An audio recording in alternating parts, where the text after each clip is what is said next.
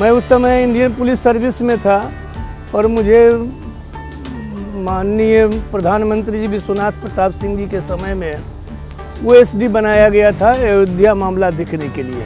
तो मैंने शोध करना प्रारंभ किया, रिसर्च करते करते ये किताब जो है अयोध्या रिविजिटेड, वो काफ़ी 2/3 उस समय तक रिसर्च हो चुका था।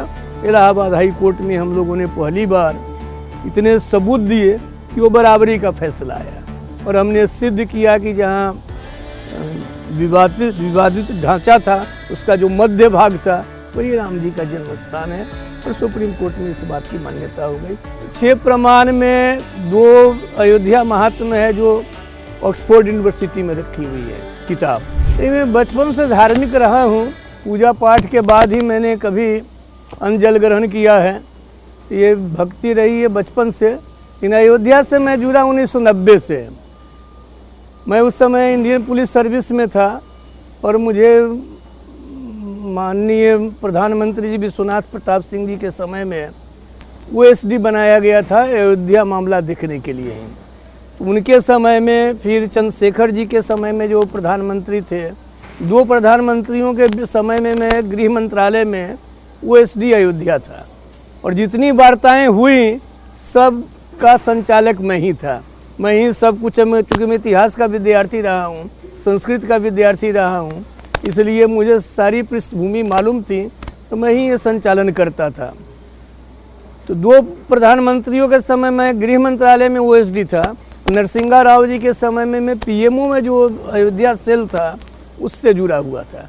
तो 3 प्रधानमंत्रियों के समय में अयोध्या के बारे में जितनी वार्ताएं हुई, जो कुछ निर्णय हुए, उसमें मैं सहायक था। और जो 70 एकड़ ज़मीन भी अधिग्रहण हुआ था नरसिंहा राव जी के समय में, उस समय भी मैं था। उस समय आइडिया था कि एक और कहीं जहाँ जन्म स्थान, जहाँ रामलला जी विराजमान हैं, वहाँ मंदिर बनेगा और कहीं किसी एक कोने में बाहर वो मस्जिद बनेगी। तो इस तरह से मैं जुड़ा रहा और मैं चूँकि संस्कृत का विद्यार्थी रहा, भक्त रहा, अयोध्या आना रहा, तो 90 से जो मैं जुड़ा सो जुड़ा ही रह गया। और फिर इलाहाबाद हाई कोर्ट में जब मुकदमा चल रहा था तो द्वारका पीठ के शंकराचार्य जी से मेरा पुराना संबंध था। तो उनकी एक संस्था थी राम जन्मभूमि पुनरुद्धार समिति, उसकी ओर से हम लोगों ने मुकदमा मतलब ये जो अपनी बात रखी कि कैसे यहाँ पर जन्म स्थान है, यहाँ मंदिर था। एक पीएन मिश्रा जी कलकत्ता के बड़े एडवोकेट थे, सीनियर एडवोकेट, उन्होंने बहस की थी हम लोगों से। सन 1990 ईस्वी में जब श्री विश्वनाथ प्रताप सिंह भारत के प्रधानमंत्री थे और सुबोधकांत सहाय जी उनके गृह राज्य मंत्री थे, जो अयोध्या को देख रहे थे, वो पटना आए थे। तो मैंने उनको बताया कि अयोध्या के बारे में मुझे बहुत जानकारी है, सो कभी आप मुझे बुलाइए, मैं कुछ आपको बतलाना चाहूँगा। तो उन्होंने पूछा कि अब कहाँ हैं? मैंने कहा कि आजकल मैं स्टडी लीव में हूँ। तो उन्होंने कहा कि दिल्ली आइए, आपकी पोस्टिंग हो जाएगी, आप ही सब देखिए। तो मैं दिल्ली गया, उन्होंने प्रधानमंत्री जी से मुझे मिलाया और मेरी पोस्टिंग हो गई अयोध्या मामला सुलझाने के लिए। तो 2-3 महीना मैं बातचीत में लगा रहा। फिर मैं गया कांची मठ में, शंकराचार्य जी से मिला और उन्होंने मेरे आग्रह पर उन्होंने एक बयान दिया कि देश के जो धर्माचार्य हैं मिल करके इसमें समझौता कर लें, देश के लिए यही सबसे अच्छा होगा। फिर शाही इमाम साहब थे, अब्दुल्ला बुखारी साहब, उन्होंने भी उनके बयान का स्वागत किया और विश्वनाथ प्रताप सिंह जी के समय में वार्ता शुरू हुई। उसके बाद चंद्रशेखर जी आए। चंद्रशेखर जी के समय में भी सुबोधकांत जी मंत्री थे और मैं उसमें वार्ताकार था, ओएसडी अयोध्या था। तो हिंदू मुस्लिम पक्ष में जो वार्ताएं हुई वो उसका संचालक मैं था। फिर नरसिंहा राव जी के समय में जब नरेश चंद्रा साहब अयोध्या सेल बना, उसके सीनियर एडवाइज़र बने प्राइम मिनिस्टर के, तो उन्होंने मुझे बुलाया। तो मैं नरसिंहा राव जी के समय में भी पीएमओ में जो अयोध्या सेल था उसमें मेरी सक्रिय भूमिका थी। 3 प्रधानमंत्रियों के समय में जब आईपीएस में था तब मैं जुड़ा रहा। बाद में जब मैंने वॉलंटरी रिटायरमेंट ले लिया, जब ये मावा मंदिर हम लोगों को इसका मिला, तो मुझे लगा कि मैं राम जी का पड़ोसी हो गया। अब पुलिस की नौकरी बहुत हुई, मैंने स्वैच्छिक सेवानिवृत्ति ले ली। उसके बाद इलाहाबाद हाई कोर्ट में जब मुकदमा चल रहा था राम जन्मभूमि का, तो द्वारका पीठ के शंकराचार्य जी की एक संस्था थी, राम जन्मभूमि पुनरुद्धार समिति, तो उसके माध्यम से हम लोगों ने सारी बहस कराई। और 1990 में जब मैं था तो उस समय यहाँ पर रामलला जी विराजमान जहाँ हैं वहीं उनका जन्म स्थान है, बहुत कम प्रमाण थे। तो मैंने शोध करना प्रारंभ किया, रिसर्च करते करते ये किताब जो है अयोध्या रिविजिटेड, वो काफ़ी 2/3 उस समय तक रिसर्च हो चुका था। इलाहाबाद हाई कोर्ट में हम लोगों ने पहली बार इतने सबूत दिए कि वो बराबरी का फैसला आया। फिर उसके बाद सुप्रीम कोर्ट में वो 2 लोगों की ओर से हम लोगों ने बहस कराई। एक पांडे जी थे जिनके आदेश पर यह ताला खुला था, और स्वामी चक्रपाणी जी की ओर से, हम लोगों की ओर से विकास सिंह जी सीनियर एडवोकेट थे।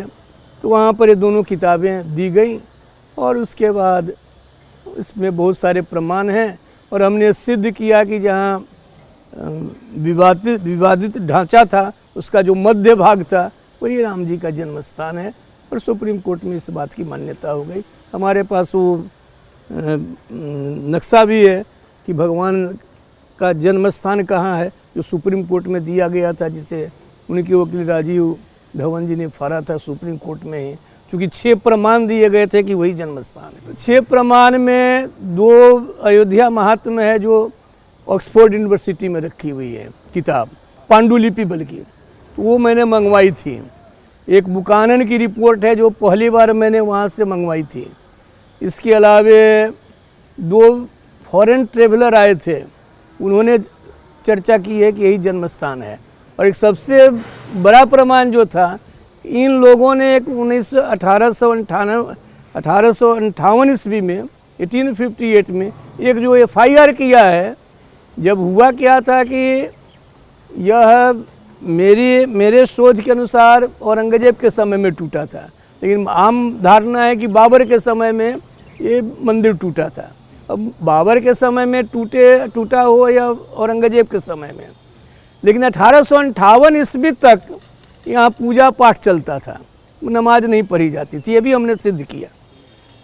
तो क्या हुआ कि जब अंग्रेज़ों का शासन आया, इस पहले ईस्ट इंडिया कंपनी का शासन था, तो अंग्रेज़ों के शासन काल में उन्होंने सबसे पहला काम किया कि बाहर पूजा पाठ करा दिया, कीर्तन भजन, और अंदर नमाज के लिए दे दिया। इसका बड़ा देश भर में विरोध हुआ, और निहंग सरदार लोग आए थे, उन लोगों ने आकर के यहाँ पर कब्जा किया और सब जगह राम राम लिखा, और तब इन लोगों ने एक FIR किया था। उस FIR में लिखा है कि यहाँ पर सैकड़ों साल से ये राम जी का जन्म स्थान है, और उनका ये निशान था, उनका प्रतीक था। तो ये 6 जब प्रमाण दिए गए तो उस प्रमाण के सामने उनका कुछ टिका नहीं। जब कार सेवा की घोषणा हो गई थी तो मैंने कहा था कि मैं वार्ताकार था, ये कानून व्यवस्था की बात है, तो मैं कुछ दिनों के लिए पटना चला गया था। फिर नरसिंगा राव, इन्होंने नरेश चंद्रा साहब ने बुलाया, तो मैंने एक फार्मूला दिया था, जिसको नरसिंगा राव जी ने, वो किताब में अभी एक किताब आई है निर्जा चौधरी जी की, उसमें उन्होंने सारा फार्मूला मेरा लिखा है। तो उसके बाद क्या हुआ कि 6 तारीख को एक घटना हुई थी। 4 तारीख को मैंने नरेश चंद्रा साहब से पूछा था कि सर परसों क्या होगा। 250 कंपनी फोर्स वहाँ पर भारत सरकार की पहुँच चुकी है, और 1.5 लाख कार सेवक चले गए हैं। तो उन्होंने मुझे बतलाया था, जो उस किताब में भी, निर्जा चौधरी जी की पुस्तक में भी, कि प्रधानमंत्री जी नरसिंगा राव जी ने कहा था कि हम लोग सुप्रीम कोर्ट के द्वार पर हैं, सुप्रीम कोर्ट जैसा आदेश देगा वैसा होगा। तो ये घटनाएं हुई, उस विवादित ढांचे का विध्वंस हुआ। उसके बाद कैसे नरसिंगा राव जी ने ये ज़मीन का अधिग्रहण किया, और उनका आइडिया यही था कि यहाँ रामलला जी विराजमान हैं, वहाँ मंदिर बने, और देख रहे हैं कि सामने भी अधिग्रहण किया हुआ है, तो कहीं पर एक कोने पर मस्जिद भी बनाई जाए। लेकिन कुछ कारणों के चलते उनकी योजना सफल नहीं हुई, मंदिर निर्माण प्रारंभ नहीं हुआ। सबका समय होता है, इतिहास में पहले नहीं कुछ हो पाता है, बाद में भी स्थगित नहीं रहता। जिसका जब समय आया 2019 में, तो रामलला जी की भव्य विजय हुई। मैंने तो 1990 से लेकर के ये समझिए कि 2016-17 तक पूरा 20 साल मैंने रिसर्च किया। दुनिया का कोई ऐसा प्रमाण नहीं है जो इन दोनों किताबों में, जैसे महाभारत के बारे में कहा जाता है कि जो यहाँ लिखा हुआ है अन्यत्र मिलेगा, जो यहाँ नहीं है महाभारत में नहीं अन्यत्र नहीं मिलेगा। उसी तरह अयोध्या के बारे में जो कुछ इसमें लिखा हुआ है अन्यत्र मिलेगा, लेकिन कुछ बातें ऐसी हैं जो प्रमाण, 4 प्रमाण ऐसे हैं जो कि नॉन वर्ल्ड में, मतलब किसी के पास होगा लेकिन किसी पुस्तकालय या कहीं पर नहीं है, वो मेरे ही पास है, जो इस किताब में, दोनों पुस्तकों में बातें। यह किताब मैंने लिखी थी इतिहासकार के रूप में, क्योंकि इसके पहले इस देश में जो तथाकथित प्रगतिशील इतिहासकार लोग थे उन लोगों ने ऐसी भ्रांति फैला रखी थी, कोई प्रमाण नहीं है।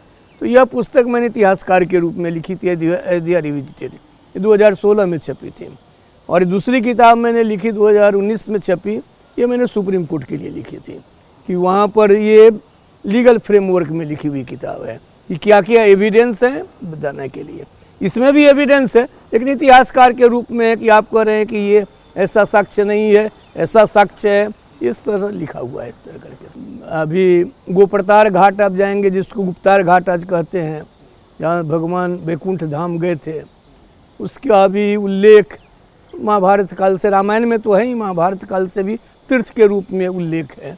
इसके बाद आप देख रहे हैं हनुमानगढ़ी, अंगद टीला, सुग्रीव किला से लेकर के दशरथ महल और सब वहीं हैं। ये स्थान जो है मावा मंदिर, ये रघुकुल का देवालय था, यानी विष्णु भगवान का, शिव जी का मंदिर था, इसलिए रानी साहिबा ने जब बनाया, मावा की रानी साहिबा ने, तो यहाँ उस रघुकुल का जो देवालय था उसी में पहले देख रहे हैं शिव जी यहाँ पर बीच में है, कारण वही है कि रघुकुल का देवालय था। तो इसलिए यहाँ कन कन पावन है, राम जी के चरण यहाँ सब जगह परे होंगे, इसलिए यह ऐतिहासिक नगरी है, पौराणिक है, धार्मिक है, बहुत श्रद्धेय नगरी है। ये इस स्थान पर रघुकुल में त्रेता युग में देवालय था रघुवंश का, तो राम जी और दशरथ जी सब का मंदिर यह था। अमावा की रानी, अमावा एक स्टेट है बिहार में, रियासत थी, जमींदारी थी बड़ी, राजा रानी ने बनवाया, रानी भुवनेश्वरी कुंवर जी थी जिन्होंने अपना महल भी इधर बनाया बहुत सुंदर। तो वे निसंतान थी, तो वे लोग अयोध्या आए, यहाँ आने के बाद 5 पुत्र 5 पुत्रियाँ हुई। तो एक समय में अयोध्या में उनके पास 100 एकड़ ज़मीन थी, या बगल में अरविंद आश्रम देख रहे हैं, वो इसी में से 3 एकड़ उन्होंने अरविंद आश्रम के लिए दी थी। इसके अलावा मत गजेंद्र से लेकर बिरला धर्मशाला बहुत सब था। तो उन्होंने बड़े शौक से मंदिर बनाया था, लेकिन कालांतर में जर्जर हो गया था। ये जो खाली स्थान देख रहे हैं ये पहले मंडप था, जगमोहन जिसको कहते हैं, ये जर्जर होकर गिर गया था, संयोग से भोर में गिरा, इसलिए किसी व्यक्ति की मृत्यु नहीं हुई थी। तो बिहार में मैंने बहुत सारे मंदिर बनवाए, तो यहाँ के साधु लोगों ने कहा कि ये बिहार का मंदिर है, बहुत लोगों के कब्जे में था, फिर उसको पंचायत करके अपना करके ये जब मंदिर हम लोगों को मिला तो शिखर हमने बनवाया, इधर का जितना अंश है सब हमने बनवाया, और इस मंदिर को सुंदर से सुंदर रूप देने की चेष्टा की। और 2016 में मुझे लगा कि अब देर सवेर रामलला जी की विजय होगी, इसलिए 2016 से सब काम छोड़ करके, आईपीएस तो मैंने 2001 में छोड़ दिया था, लेकिन नौकरी मुझे नहीं छोड़ रही थी। उसके बाद मैं संस्कृत विश्वविद्यालय का कुलपति बना, उससे फिर हटा तो मैं धार्मिक न्यास बोर्ड का 10 साल अध्यक्ष रहा। जितने बिहार के मंदिर मठ हैं सबका प्रबंधन और सुपरविज़न मेरे जिम्मे था। लेकिन 10 मार्च 2016 को मुझे लगा कि मैं अयोध्या में मुझे विशेष करना है, इसलिए मैं आया और ये सब बना करके मेरी इच्छा थी, एक कामना थी कि यहाँ पर जो रामलला जी का दर्शन करने आएंगे उनको निःशुल्क भोजन करा देना है। इसलिए अभी राम रसोई 9 नवंबर 2019 को फैसला आया और 1 दिसंबर को विवाह पंचमी थी, 1 दिसंबर 2019 को तो विवाह पंचमी थी। उस दिन से हम लोगों ने राम रसोई प्रारंभ कर दी। लोग मुझे बहुत हतोत्साहित कर रहे थे कि एक भोज करने में 3 महीने की तैयारी होती है, कैसे लोग इतने भोजन करते हैं कि यहाँ कल तो 4400 लोगों ने भोजन किया, परसों 4070 लोगों ने भोजन किया। तो सब चल रहा है और आप देखते हैं कि एकदम इत्मीनान से चल रहा है, सब लोग प्रसन्न होकर जाते हैं। हम लोग जो बिहार में भोज होता है जिस शैली में कि पूछ पूछ पर करके स्वादिष्ट भोजन कराते हैं, और हम लोगों की चेष्टा रहती है कि लोग जाएं तो अयोध्या में रामलला जी का दर्शन याद रखें। हनुमानगढ़ी में हनुमान जी के दर्शन की यादगार के बाद लोग बोले कि हाँ मावा मंदिर गए थे, वहाँ महावीर मंदिर के सौजन्य से जो राम रसोई मिली वैसा स्वादिष्ट भोजन नहीं किया। जैसे भगवान राम के बारे में तुलसीदास जी ने लिखा है कि सबरी के जो फल खाए वो जहाँ जहाँ पहुनाई में गए बोले कि वैसा स्वादिष्ट भोजन फल नहीं मिला। वैसे ही हम लोग राम रसोई इसको चला रहे हैं। कहना चाहूँगा कि रामचंद्र परमहंस जी महाराज थे तो उनसे मेरा बहुत अच्छा संबंध था। आप समझ सकते हैं कि मैं 3 प्रधानमंत्री जो नॉन बीजेपी प्राइम मिनिस्टर के थे और मैं IPS में था, OSD अयोध्या था, लेकिन मैं आता था तो उन्हीं के यहाँ रुकता था। मतलब वो राम जन्मभूमि न्यास के अध्यक्ष थे तो उनके यहाँ रुकना, भोजन करना, रात में सोना, उन्हीं की जीप में घूमना। तो दूसरा कोई अधिकारी रहता तो शायद होता कि ये बीजेपी के RSS के आदमी हैं, लेकिन सब लोग मुझे जानते हैं कि मेरा जीवन पारदर्शी रहा है। मैं कोई ये नहीं नकाब नहीं रखता। सब लोग जानते थे कि इनसे मेरा अच्छा परिचय था। एक उनके चलते वो क्या कहते हैं परमहंस जी का अयोध्या से, चूँकि मैं उनके साथ 90 से लेकर के जब तक के 2001-2 में बना नहीं तब तक या जब तक जीवित रहे बना भी, तब भी मैं उन्हीं के यहाँ रहता था। एक बहुत अच्छी बात रही।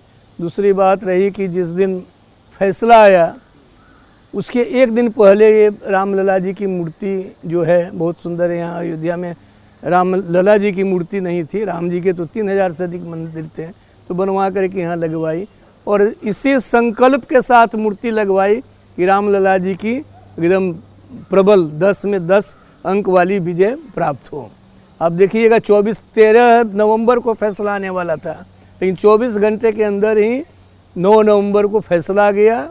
और उस दिन ऐसा हुआ कि यहाँ काफ़ी कर्फ्यू जैसी स्थिति थी, लोग आ नहीं पाए यहाँ मेरा इंटरव्यू लेने के लिए, तो मुझे स्कूटर पर बैठा कर ले गए और एक चैनल वाले ने मुझसे पूछा तो हमने 1 घंटे के अंदर, फैसले के 1 घंटे के अंदर घोषणा की कि महावीर मंदिर की ओर से 10 करोड़ रुपया हम राम मंदिर निर्माण में देंगे।